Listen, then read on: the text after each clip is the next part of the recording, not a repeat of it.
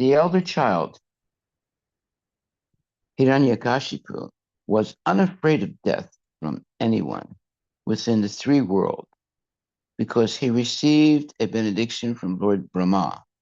He was proud and puffed up due to this benediction and was able to bring all three planetary systems under his control. So, Hiranyakashipu was extremely powerful. Purport by His Divine Grace, A.C. Bhaktivedanta Swami Prabhupada.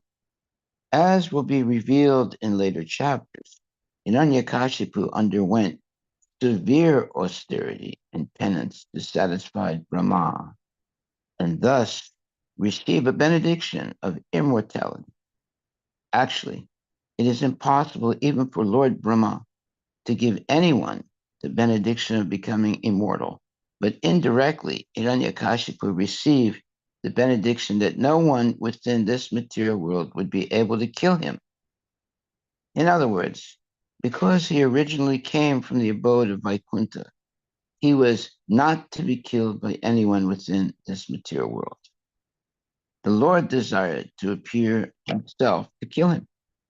One may be very proud of his material advances in knowledge, but he cannot be immune to the four principles of material existence, namely birth, death, old age, and disease.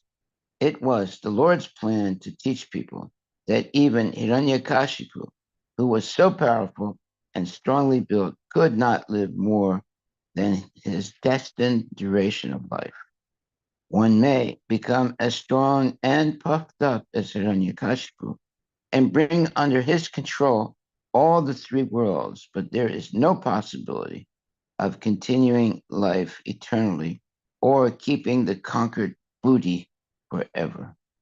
So many emperors have ascended to power and they are now lost in oblivion. That is the history of the world. Srila Prabhupada Ki Jai. The elder child, Hiranyakashipu, was unafraid of death from anyone within the three worlds because he received a benediction from Lord Brahma. He was proud and puffed up due to this benediction and was able to bring all three planetary systems under his control, meaning he controlled the whole universe. Well, there's a saying in English, the bigger they are, the harder they fall. So the bigger they are, the harder they fall. And believe me, Hiranyakashipu had a tremendous crash at the hands of Krishna himself, which was good for him because then he was liberated by fighting with the Lord. And this is what the Lord wanted. He wanted to fight, but he didn't want to fight with demons. It's easy for him to kill the demons. He doesn't have to fight with them. He can do it just by his will. So he chose to fight with devotees. They were like Jai and Vijay. But they took the form of demons to fight with the Lord.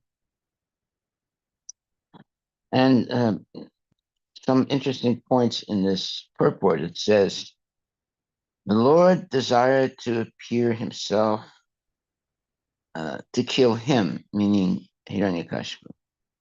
One may be very proud of his material advancement in knowledge, but he cannot be immune to the four principles of material existence, namely birth, death, old age, and disease. It was the Lord's plan to teach people that even Hiranyakashipu, who was so powerful and strongly built, could not live more than his destined duration of life. One may become as strong and puffed up as Hiranyakashipu and bring under his control all the three worlds, but there's no possibility of continuing life eternally or keeping the conquered booty forever. So many emperors have ascended to power, and they are now lost in oblivion. That is the history of the world. So we can see that it's impossible to defeat Krishna. But for a few, uh, let's say, minutes or a few months or a few years, one may seem to be invincible. But ultimately, Krishna is the Supreme Personality, Godhead, and he arranges things so that the demons are completely devastated. If you look in the history of the world, there was Napoleon. He was a big conqueror, but he was completely smashed at one point. And you look at Hitler, he was very powerful. He was also smashed. And you look at Hiranyakashipu, he was extremely powerful, and he was smashed. So everyone's going to be smashed, the good people and the bad people. So we should not uh, think that we are going to be any different than the people in the past. If someone like Hiranyakashipu was smashed by the Lord, we can understand it's going to happen to all of us. Better we leave our bodies as devotees rather than demons, because we might not be killed by Krishna as Hiranyakashipu was. So being killed by Krishna meant that Hiranyakashipu was guaranteed going back to Godhead. So therefore, we should strictly follow the regulative principles and, not deviate ourselves to sense gratification and a wanton life, or a life of uh, eating, sleeping, mating, and defending for sense gratification. But we should uh, regulate ourselves to follow the principles of Krishna consciousness: no meat eating, no gambling, no sex, no intoxication, and chanting Hare Krishna, and uh, hearing Srimad Bhagavatam and Bhagavad Gita regularly spoken by genuine devotees, and eating only prasadam, and also going on Sankirtan, and regularly reading the Shastras and discussing them, and so on. We should not, don't think that, oh, well, whether I'm a devotee or a demon, I'll go back to Godhead if I fight with Krishna. No, you don't want to think like that. You want to think, let me be a genuine good devotee. And by Krishna's mercy, whatever he wants me to do, or as Lord Chaitanya says, he can hug me or he can crush me. Either way, I'll always be his devotees. So that is the culture of being a devotee, that one is completely surrendered to Krishna, and one does not become discouraged when times are difficult, and one is not puffed up when times are, let's say, full of, good things. Uh, Good or bad, the devotee remains steady in his devotional service to Krishna, and that's important. That proves that you're really a devotee.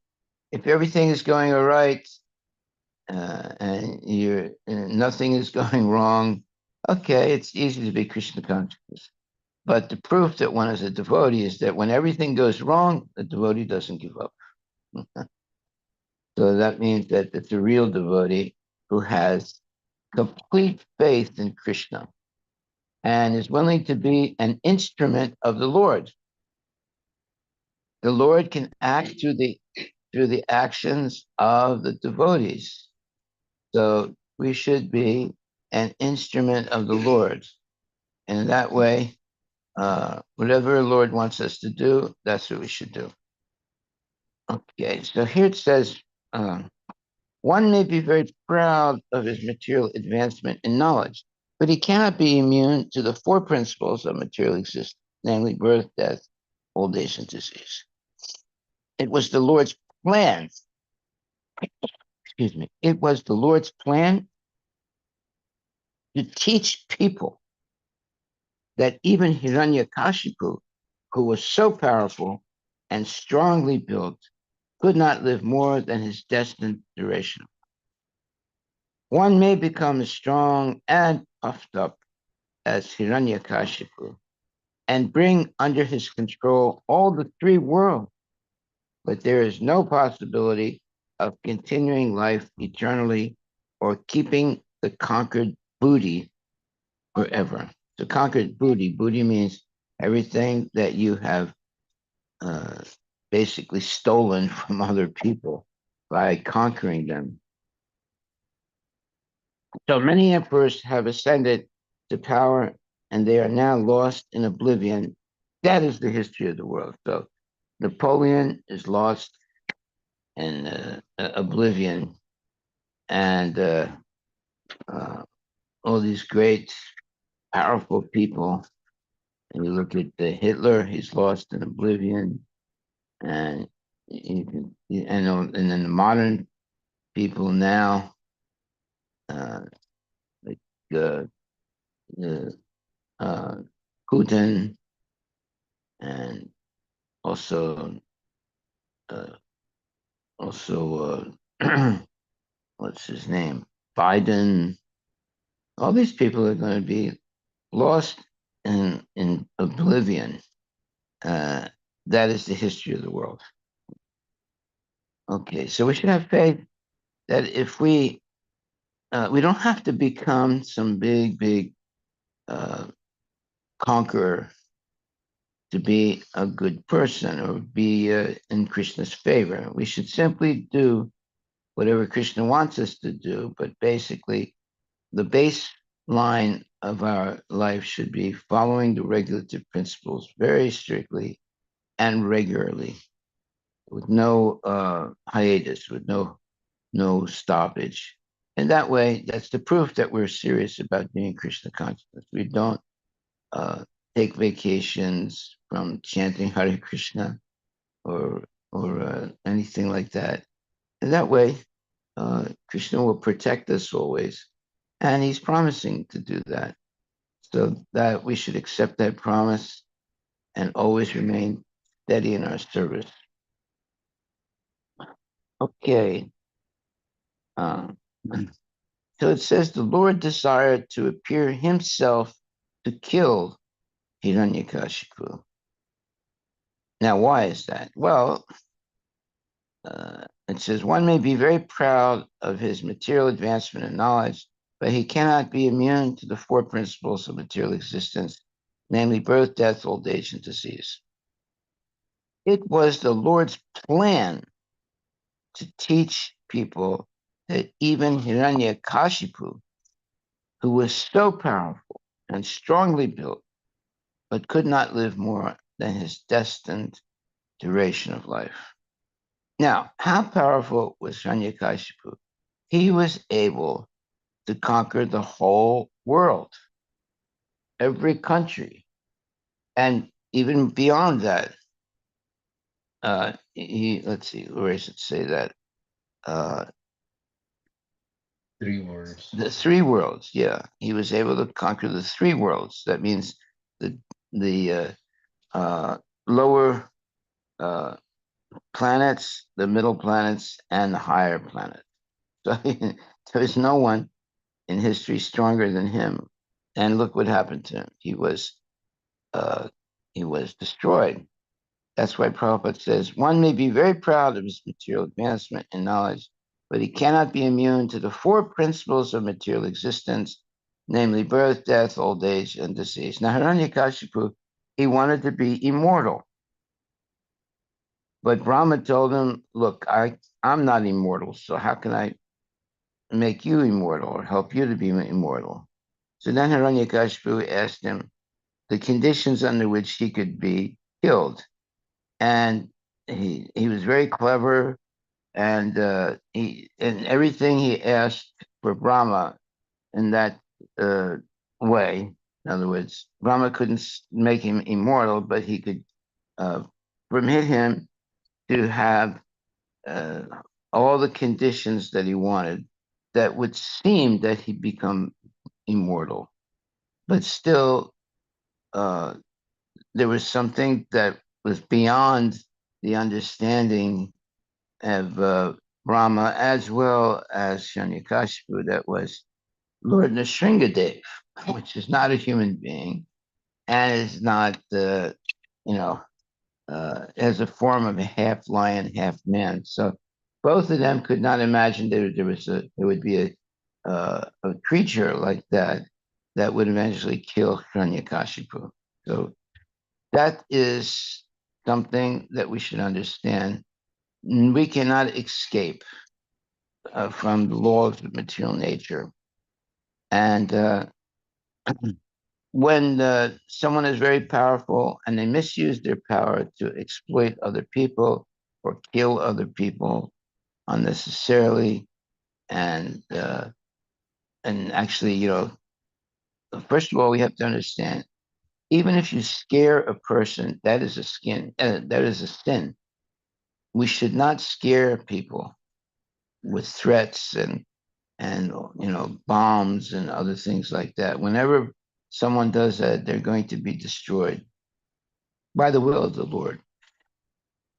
Okay, so again, it says one may be very proud of his material advancement and knowledge, but he cannot be immune to the four principles of material existence, namely birth, death, old age, and disease.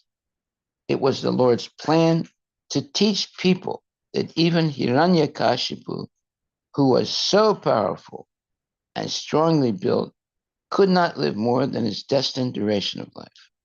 One may become a strong and puffed up.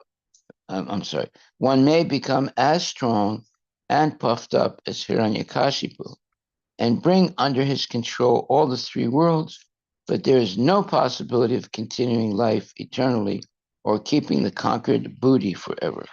So many emperors have ascended to power and they are now lost in oblivion. So oblivion is a good word. It means you're completely forgotten. You were very famous at one time, and now you're completely forgotten. That's what it means by lost in oblivion. That is the history of the world. Yes, there have been many great conquerors in the past. They're all dead and, for the most part, forgotten. All right. However, someone like Jesus Christ, he's not forgotten because he was a devotee. So all the big demons, there were very big demons in the time of Jesus Christ. They're all forgotten. But Jesus, his name is still there. People still talk about him, and they worship him. So the real strength, the real power is to become a pure devotee. That's the message. And that's what Prabhupada says. He says, so many emperors have ascended to power and they are now lost in oblivion. Oblivion means they're completely forgotten. Okay, so text 20. His younger brother, Hiranyaksha, was always ready to satisfy his elder brother by his activities. Hiranyaksha took a club on his shoulder and traveled all over the universe with a fighting spirit just to satisfy Hiranyaksha. Purport by His Divine Grace A.C. Bhaktivedanta Swami Prabhupada. The demoniac spirit is to train all family members to exploit the resources of the universe for personal sense gratification, whereas the godly spirit is to engage everything in the service of the Lord. Hiranyakashipu was himself very powerful, and he made his younger brother Hiranyaksha powerful to assist him in fighting with everyone and lording it over material nature as long as possible. If possible, he wanted to rule the universe eternally. These are demonstrations of the spirit of the demoniac living entity. Yeah, no one is going to live, eternally in a material body in the material world. Not possible.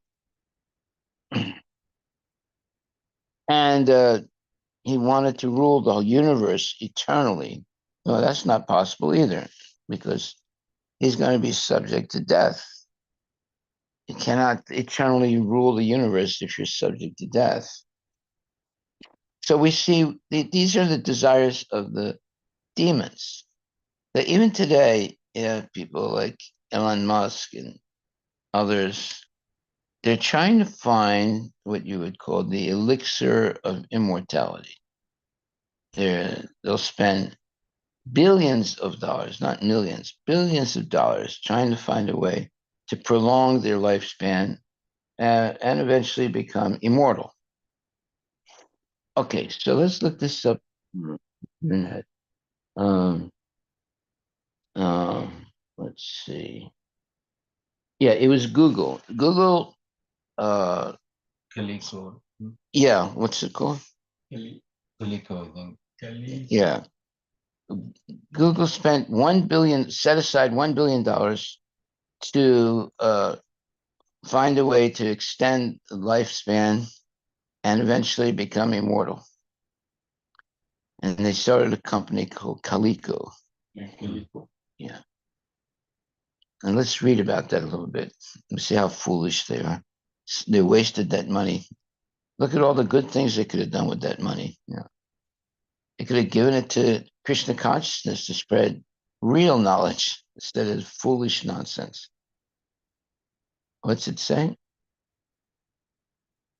Calico, short for California Life Company, is a research and development biotech company founded by Google in 2013. Its mission is to understand the biology that controls lifespan and to devise interventions that enable people to lead longer and healthier lives. Here are the key areas and objectives of Calico: aging research, genetics and genomics, molecular and cellular biology, disease mechanisms. The objectives and goals are extending healthy lifespan, developing therapies, collaborative research. In summary, Calico is a biotech company dedicated to understanding the biology of aging and developing interventions to extend healthy lifespan. Through its research and collaboration, Calico aims to revolutionize the way to approach aging and age-related diseases, ultimately improving the health and well-being of individuals as they age. Sounds good. but, but they're not going to change anything. They're going to still die. And it's still going to get old and sick and die. Does it give the names of any of their scientists? Yeah, I think Christopher McFadden. What? I think it's Christopher McFadden. What does it say that he does, Mr. McFadden? The average lifespan has increased dramatically over the last 100 years. Has increased.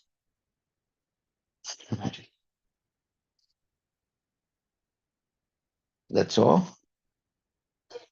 This has been truly thanks to the fruits of our advancements in technology and science and medicine. But could we ever achieve immortality? Using these What was that question? But when we ever achieve immortality? That's what they're aiming for by all that research. vaccinations, we have been able to exterminate life-threatening diseases like smallpox. But pathogens, predators, and accidents aside, could we ever modify the way we live our very bodies to become immortal? See that? To become immortal. Our material bodies to become immortal. Impossible. Good. Yeah.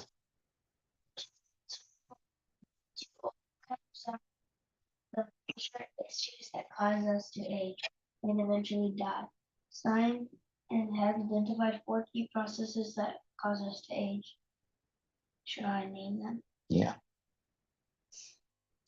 Telomere shortening, chronological aging,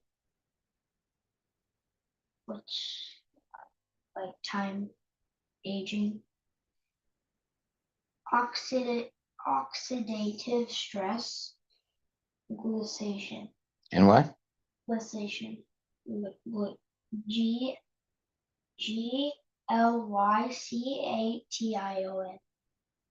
Glycation. Glycation. Yeah, I don't know what that is. Glycation. Huh? It's it's kind of glycation. Why don't you look that up? What that means? Glycation is the process by which reducing sugars spontaneously bind to proteins and result in a production of advanced glycation end products. Oh, now It's basically a mechanism responsible for aging and diabetic complications. So they're trying to reduce that process, glycation. Okay. What did Ray you say? Kurzweil is the scientist who predicted that by 2045 we'll be immortal. Ray Kurzweil. Yeah, that's the idiot. Ray, what is it? Kurzweil. Ray Kurzweil. Yeah. so He's one of the dumbest people in the world. The well-known futurist inventor and author is a proponent of the idea that by 2045 we might achieve a form of immortality through the technological advancement known as mind uploading or digital immortality. We might achieve a form of immortality, whatever that means. You see, these people are crazy. They promise things that they're never going to achieve. Things that we can do by uploading our brains into computers. Ah, good. Good. That's a complete nonsense. Yeah. so they are listing 11 potential technologies and theories that could help us achieve the holy grail of eternal life. This Holy is- Grail. Okay, the Holy Grail means it's from Christianity.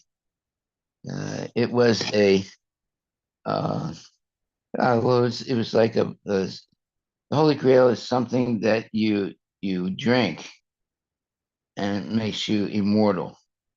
Look up Holy Grail. Look up Holy Grail. The concept of the Holy Grail of eternality can be interpreted in various ways depending on the context. The concept, broadly speaking, it refers to the ultimate quest or discovery that would allow humans to achieve eternal life or immortality. Yeah, you see, it's something that and they've been looking for the Holy Grail for the last 2,000 years, and they haven't found it yet. Holy Grail is a legendary object often depicted as a cup or chalice Yes. said to possess miraculous powers, including granting eternal youth or sustenance in Right. infinite abundance. It is famously sought after by the knights of King Arthur's Round Table. Yeah, this has been going on for about 2,000 years. And the Knights of the King Arthur, they are uh, medieval. Not that they're evil, they're medieval, right? Does it say medieval? They're Medieval European literature. right. Yeah, medieval people. Medieval means they're like from 1,000, and they were looking for this chalice or this cup of immortality that they can drink from it and they'll become immortal. Actually, there is something like that, but it's not on the earth, it's on the moon. The Devatas, you can look this up, the Devatas go to the moon to drink the Somarasa. So they were looking for the Somarasa, right? Without knowing it. And that is something that if you drink from the Somarasa, your lifespan will increase 10,000 years. They were just looking in the wrong place and the wrong planet, right? But there is something like that. Something you drink and it increases your life 10,000 years, and your vitality. Yes. So here is on the same website I was reading from, they're showing like robots, and they're like in a glass frame, and I think they're like doing something with like human robots. Okay, but that's not what we're talking about. That's another way they want to have immortality, is to uh, upload the brain of the person who's going to die into the robot Yeah. and So this is an article just 4 days ago about Ray Kurzweil. about what? Ray Kurzweil. Yeah, yeah, he's a complete idiot. That guy Ray was. Yeah. So Ray Kurzweil rejects death. The 76-year-old scientist and engineer has spent much of his time on Earth. How old is he? 76. Yeah, he doesn't have much time left. Yeah, go ahead. Arguing that humans can not only take advantage of yet to be invented medical advance to live longer, but also ultimately merge with machines, become hyper intelligent, and stick around indefinitely. Merge with machines and stick around Yeah. indefinitely. That means he's like the dumbest person in the world to believe that that's going to happen. You know, he's going to be dead long, long before that's so-called. There's a special name for that, where uh, at a certain point, human beings and machines become one. Yeah. Apparently, just before this interview, just few minutes before that, another person, Daniel Kahneman, the Nobel Prize winning psychologist, one of Kurzweil's intellectual jousting partners, has just died. So, so this interviewer is asking him questions. So a few days before that, another science fiction author, Werner Winge, has also passed. Winge's novels first described the singularity. So Yeah, singularity. That's it. That's when human beings and machines sort of become equal. In other words, machines become equal to human beings. yeah, the singularity is near. Okay, 1 second. Look up singularity. Make sure what I'm saying is right. The singularity is near, right? Yeah. So that's his book in 2005 is written. Yeah. Singularity. The singularity It becomes one. Basically, it's Mayavad's philosophy. Everything becomes one, and nobody dies anymore. Technological singularity refers to a hypothetical future point where technological growth becomes uncontrollable and irreversible, resulting in unforeseeable changes to human civilization. This concept is closely associated with advances in artificial intelligence and other technologies. Okay, well, the singularity means the the robots take over, basically. But it's all trying to attain immortality. So they build these robots uh, in order to take over from human beings, and but they upload their brain into the robot, and that's one way they want to attain immortality, right? All crazy things, all nonsense, crazy things. People believe it. This one, AI singularity is a Hypothetical. hypothetical concept where artificial intelligence exceeds human intelligence. Right. Well, has it happened yet? No, that's never going to happen. Machines have to function only because there's human beings behind them. They're not going to take over the world. It's nonsense. Yeah, that's what they believe. At one point, the machines will take over. Yeah.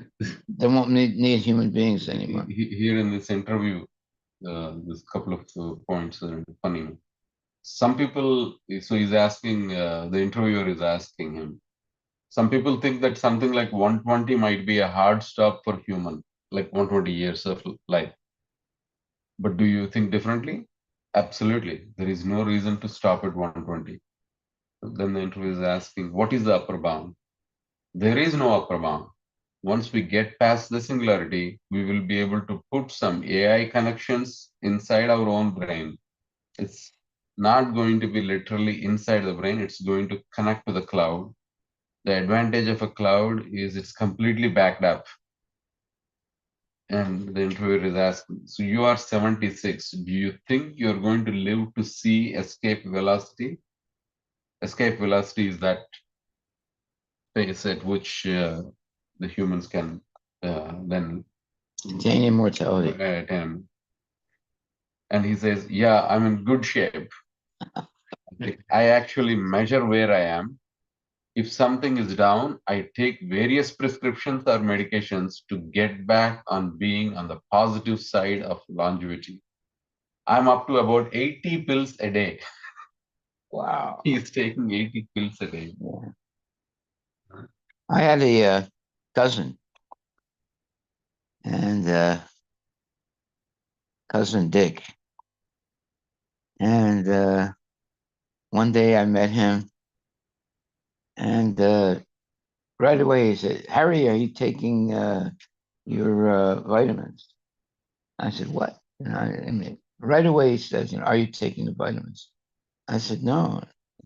So you have to start taking vitamins. And he pulled out something that looked like this. And it had, like 60 vitamins, and there's like a time thing. So these are vitamins you have to take in one day. Oh, so I said, no, I eat good food. No, no, no, no, no, no, no. That's not good because the soil has been corrupted, and you don't get this. You have to have the pills, the vitamins. Right? You know what happened to him? 2 years later, he was dead. He wasn't really eating food. He was just eating vitamins, thinking that that's going to save his, increase his longevity and everything, But actually, it's poisonous.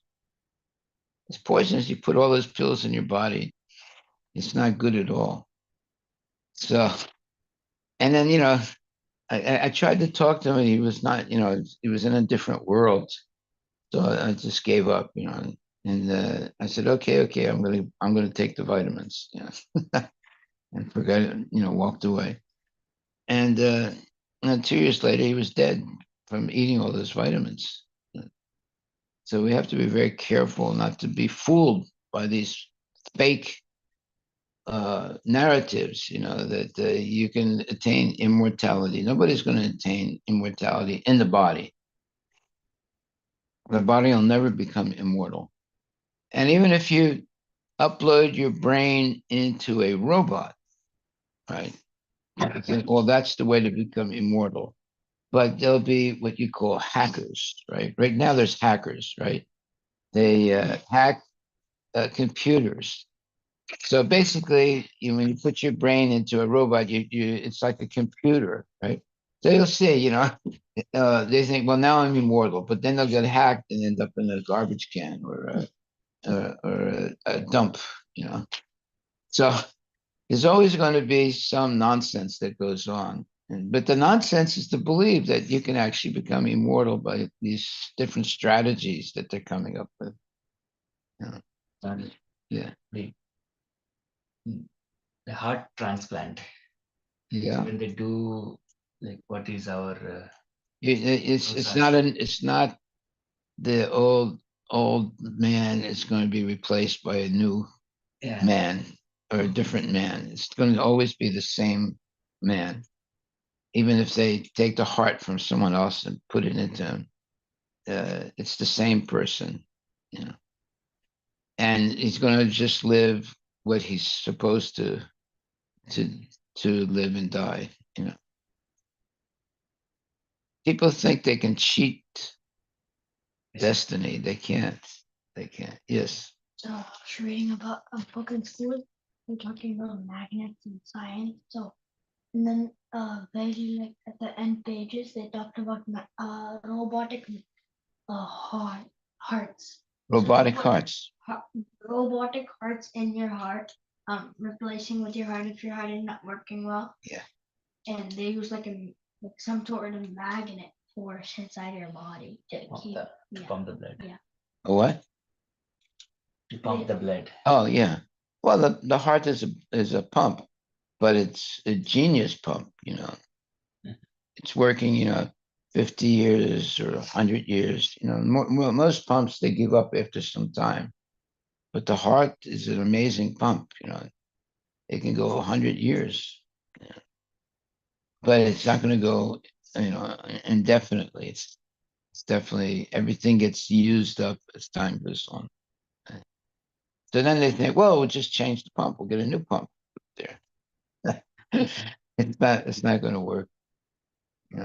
So it's just like a car. The car as it's aging, you can keep changing things in it, right? The different parts of the. You just go to the parts department of a company, and get a new this and a new that to replace, to keep the car going, right? But there's a limit to that also. So they think they can do the same thing with the human body. Every time the liver fails, they put in another liver, and they'll have a shop. Come in and get new livers, and new hearts, and new this and new that. But it's not going to work. When I say it's not going to work, it's not something sustainable. They might be able to, I don't think they can replace the liver. So if you can't replace the liver, you're definitely going to die. They can replace the heart, but no one has lived a long time with a replaced heart. They usually die in 1 or 2 years. Why don't you look that up? Uh, they do heart replacements now, and they're going to do face replacements very soon. How, Yeah. wait, how does somebody's face go away? Like their head comes off, or like they're just feet? Well, you got to ask them. I don't know, but you can look it up and see what it says. Yeah, you get a new face.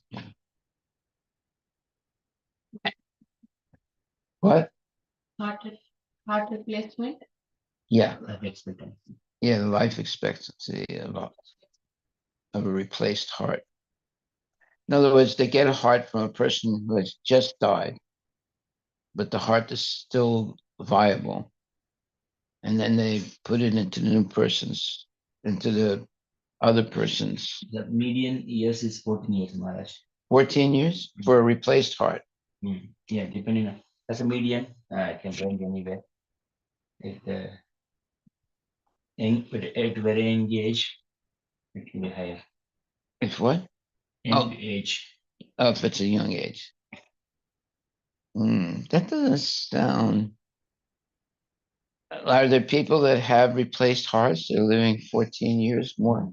Median survival of 14 years. Average life expectancy after a heart transplant is currently around 10 to 15 years. Okay. Many factors influence individual outcomes. Yeah, of course. Most people die, 1 or 2 years, 3 years, replaced heart. Does it say? Well, that's what it says. Yeah. Okay. It all depends on the quality of the donor heart, the age at which the heart transplant is being done, the Okay. person who is receiving the heart, Okay. various his health condition, advancement in medical technology, adherence to post-transplant care. So all these factors govern A how. lot of factors. Yeah. Yes. So it's like your body rejects the new heart. Rejection. The immune system attacks the new heart most often within the first 6 months after surgery. To prevent the rejection, it's important to take medications exactly as prescribed and keep all medical appointments. So So it's very expensive, yeah. and it's you're not normal. Uh, any mishap can happen with a replaced heart. Malignancy. The mortality rate from malignancy is 33%. Mortality, but what? But I mean, how long? What's the let's say normal lifespan of a person who replaces the heart? Is it like 5 years extra they live, or 10 years extra, or 15 years extra? Like extra?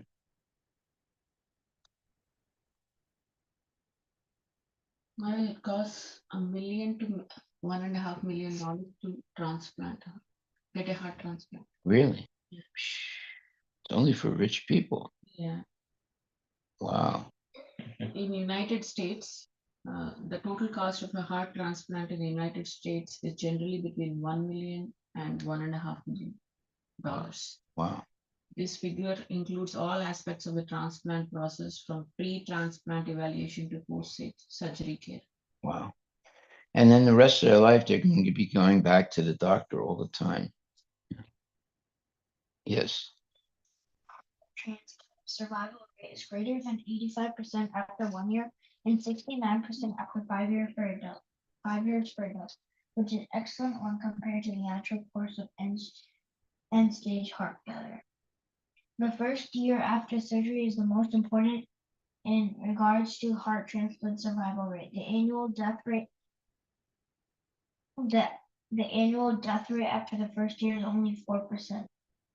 Recent improvements to the heart transplant survival rate can be attributed to an increased rate of survival after the first year, and specifically to improvements seen with immunosuppressant medications.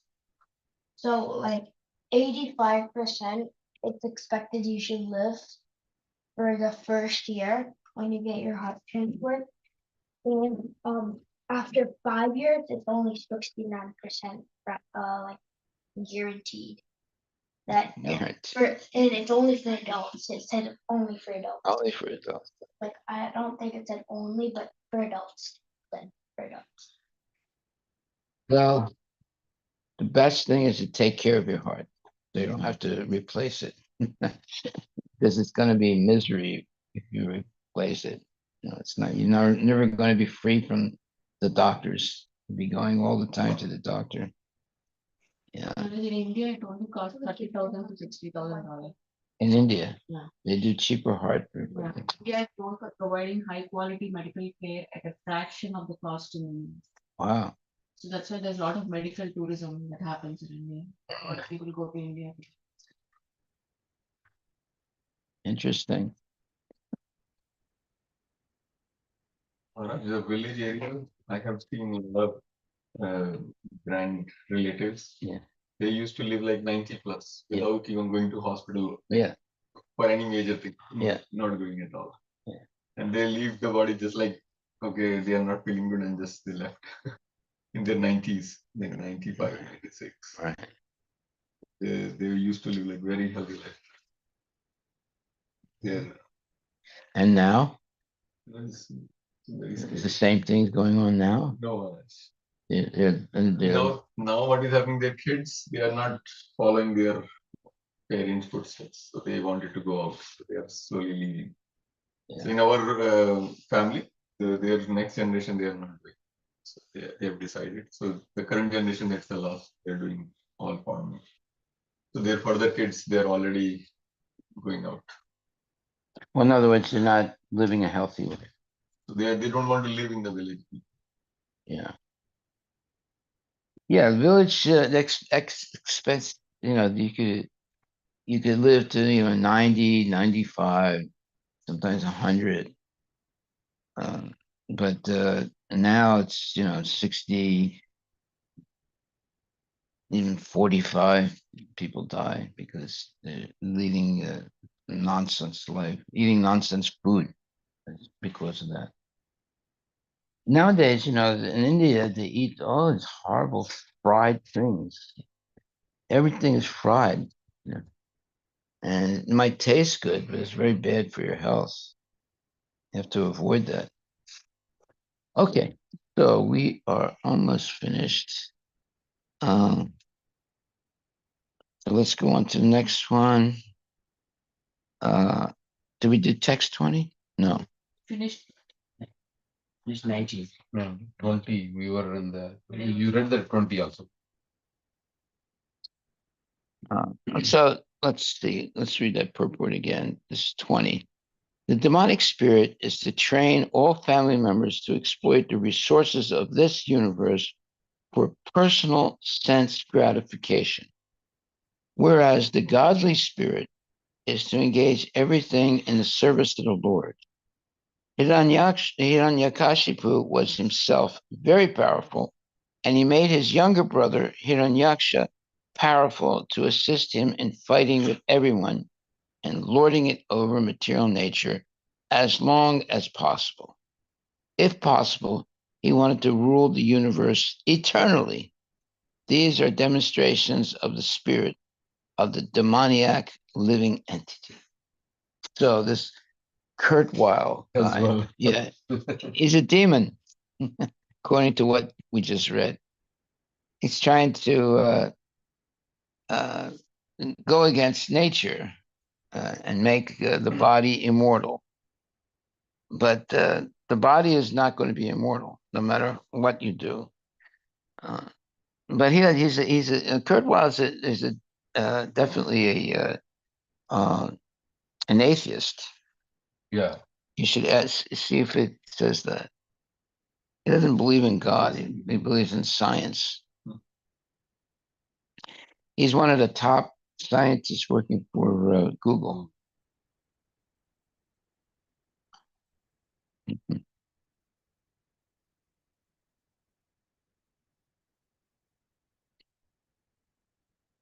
Agnostic about the existence of the soul. Agnostic, okay. And so agnostic means he's not denying it, but he's not affirming it. Look up the definition of agnostic. It's someone who doesn't deny that it may be possible, but he does, but he's not sure. Maharaj, it says Ray Kurzweil does not adhere to traditional religious practices or beliefs. He embraces a form of spirituality that is deeply connected to his vision of the future of technology and human evolution. Transhumanism. Yeah, so it's all blah blah blah. They've been trying to find the elixir of immortality, for thousands of years now. And they think they're going to do it with science and technology. It's not going to work. So what does it say about what did I say? Agnostic. A person who holds the view that any ultimate reality, such as God, is unknown and probably unknowable. Yeah, that's the point. They don't. They're not atheists, but they're not devotees. They think that they don't deny the existence of God, but they don't think that. Let's say they don't follow the idea that there is God. They're agnostic. They say, well, they don't know. The next line says this one who is not committed to believing in either the existence or non-existence of God. Yes, not committed to belief. Yeah. So they don't deny the existence of God. They just say, well, we don't really know. In other words, they're not taking any, efforts to find out. You see how clever people are, they're fishy and wishy-washy like that. They think they're more advanced in reality, but they're completely an illusion. Okay, so we're almost finished. We read one more, text 21. Hiranyaksha's temper was difficult to control. He had anklets of gold tinkling about his feet. He was adorned with a gigantic garland, and he rested his huge mace on one of his shoulders. So mace is a weapon, big, powerful wooden stick. It's like a metal, like it's like a like big metal ball. Maybe. A handle. Yeah, okay. So Hiranyaksha's temper was difficult to control. He had anklets of gold tinkling about his feet. Wow. It was like uh, he was a powerful man and is rich. His anklets of gold.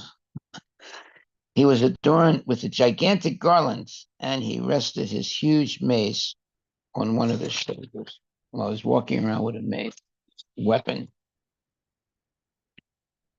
Okay, then next verse says, there's no purport to that one. His mental and bodily strength, as well as the boon conferred upon him, had made him proud. He feared death at the hands of no one. In other words, he had no fear of death, and there was no checking him.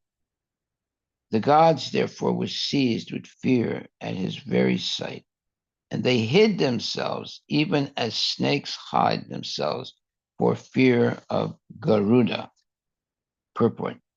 The Asuras are generally strongly built, as described here, and therefore their mental condition is very sound, and their prowess or their strength is also extraordinary. Hiranyaksha and Hiranyakashipu, having received the boon that they would not be killed by any other living entity within this universe, were almost immortal, and thus they were completely fearless.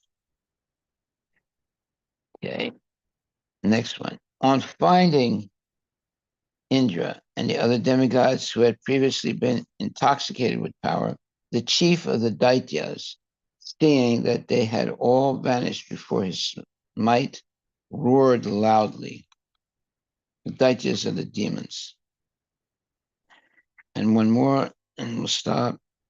After returning from the heavenly kingdom, the mighty demon, who was like an elephant in wrath, or an angry elephant, for the sake of sport, dived into the deep ocean, which was roaring terribly. So they're showing off these demons, this Hiranyaksha, Hiranyakashipu. Okay, we'll stop right there. And 25 is the next. yeah, 25. Haribol. So we see, basically what we're seeing is that unless somebody is a devotee and dedicated to serving Krishna, even if they're the most powerful person in the world, like Hiranyakashipu, who was not only the most powerful person in the world, but he conquered the whole world, the whole universe. But still, they'll be defeated in some mysterious and fantastical way. So Hiranyakashipu never thought that there was something called Nrsingadev. He couldn't imagine there was a living entity like that. So he got the blessing that no human being, uh, well, he didn't even consider human beings. No demigod could kill him. He never said, he didn't even say human beings because he was eating human beings like a burger, right? So therefore, you see, because they are so puffed up, they make mistakes. So if you want to have a good life, it shouldn't get falsely proud. You should be very humble. And that way, when you're very humble, you're able to learn things and take good advice. When you're very proud, it's very difficult to have good advice because the proud person thinks he knows everything. You know? So we have to be very careful to not become falsely proud. We should be always ready to get good advice from bona fide people, not from nonsense people like Kurt. What is his name? Kurt. Ray Kurzweil. What? Ray Yeah, Kurzweil. yeah. He's an idiot. he's a top scientist at uh, uh, the what is it? Google. Huh? He's the top scientist at Google. Yeah, at Google. Yeah, and they started this new company, Calico. They started it with $1 billion to do what? To discover how to become immortal. It's a waste of money. Okay, thank you very much. All glories to Srila Prabhupada ki jai. Any other questions or comments?